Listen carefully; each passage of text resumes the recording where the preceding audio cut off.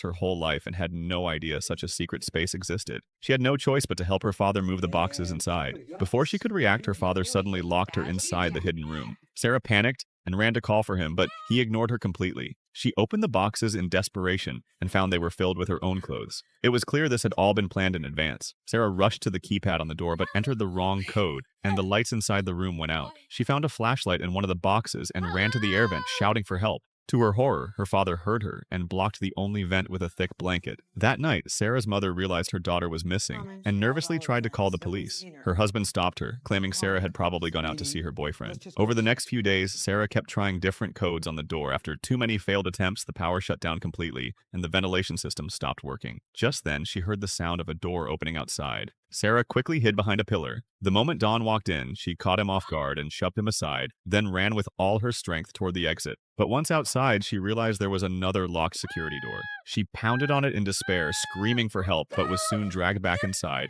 where she was subjected to further harm and humiliation. A 4-year-old boy suddenly asked his mother if she had ever lost a baby.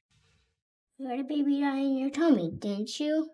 She froze on the spot. That secret from 10 years ago was known only to her and her husband. Honey, who told you I had a baby die in my tummy? She told me she died in your tummy. In that moment, she almost couldn't hold back her tears. And what the boy said next was even more unsettling. What does she look like? Like Cassie, but a little smaller, and hair like yours. In heaven, this little girl came up to me, and she wouldn't stop hugging me. Tears instantly streamed down the mother's face, yet she forced herself to calm down and gently asked about that painful past. Honey, what was her name? She didn't have a name. You guys didn't name her. The memories made her break down completely. For the child they had lost unexpectedly, they never knew whether the baby was a boy or a girl, and they never even had the chance to give the child a name. This is a true story. 1 week earlier, a boy named Colton suddenly developed a high fever. His parents tried everything to bring it down, but nothing worked. When they finally reached the hospital, doctors diagnosed him with acute enteritis. His entire abdominal cavity was severely infected. The doctors told the parents to prepare for any outcome. The father lost control in the waiting room, overwhelmed with grief. The mother called her friends, asking them to pray for her son. In a short time, friends everywhere put down their work and prayed together. Against all odds, a miracle happened. The boy pulled through and survived. But after leaving the hospital, his behavior began to change. One day, as his father walked past a cemetery with him, the boy suddenly spoke. You had a grandpa named Pop, right? That's right. Was he your daddy's daddy or your mommy's daddy? He was my mom's dad. He died when I was about your age. He's very nice. You saw Pop? You saw my grandfather? You saw him. Where did you see him? In heaven? His words stunned the man. Looking at his son's innocent face, the father decided to test whether what he said was true. He rushed home, pulled out an old photo of the boy's grandfather, and asked if that was the man he had seen. The boy shook his head and said that wasn't the person he met in heaven. He said people there don't wear glasses. The father suddenly realized something. He searched through the storage room for a long time and finally found a photo of his grandfather when he was young. That's him. That's Pop. In heaven, everybody's young. At that moment, the father's voice caught in his throat. Could heaven really exist?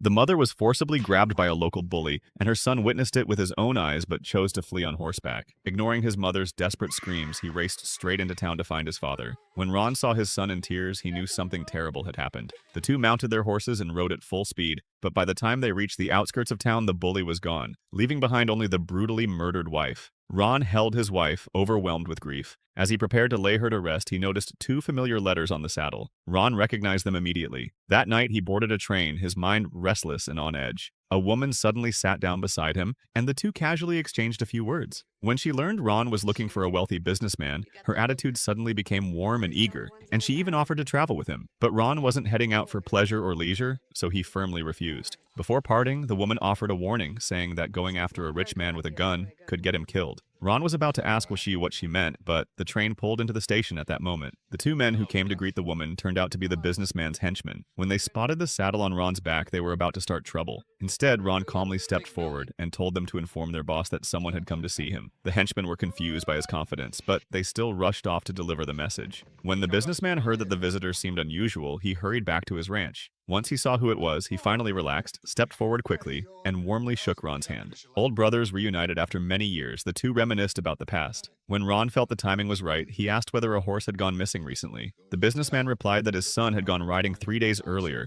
and the horse had been stolen by some unknown thief. Ron calmly said that his wife was killed on that very same day. The businessman hadn't yet grasped the meaning, thinking it was just another horse thief, and tried to comfort Ron. Ron stared straight into his eyes and said that his son had told him the killer had 2 deep scratch marks on his face, left when his wife fought back. The businessman froze on the spot. He suddenly recalled that when his son returned that day, there had indeed been a fresh red scar on his face. Seeing the change in his expression, Ron knew he had found the right person. The businessman realized he couldn't hide the truth anymore and tried to beg for mercy on his son's behalf. But the murder of a wife was an unforgivable hatred. Ron immediately turned against him. He said he would be leaving this place soon, but before that, he would kill 2 people. With those words, he turned around and walked away without looking back. The parents pinched their noses shut and breathed only through straws. They were trying to experience what an asthma attack feels like. You watching the screen could try it too to understand how painful asthma can be. After just a few seconds, they gave up because they could barely breathe. It turned out their daughter Emily had asthma. Only through this test did they realize how hard her life really was. They took Emily deep into the forest. There was a hospital there. The clean, fresh air was the hospital's secret weapon for treating asthma.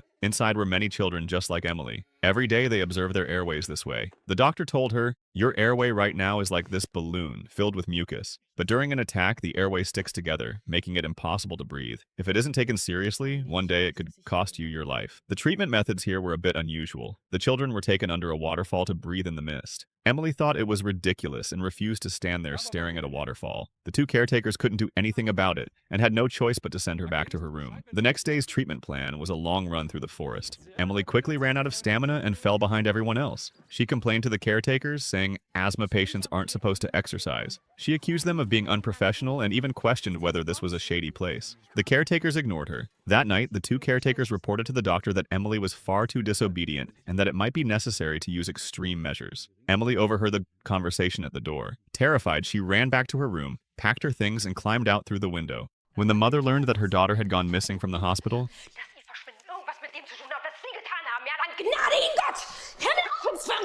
she immediately found the father and rushed there together. Meanwhile, Amy, who was climbing the mountain, ran into Mark, who was out for a walk. They instantly hit it off and decided to hike together. Halfway up, they spotted a clear mountain spring, and Amy decided to take a selfie for social media.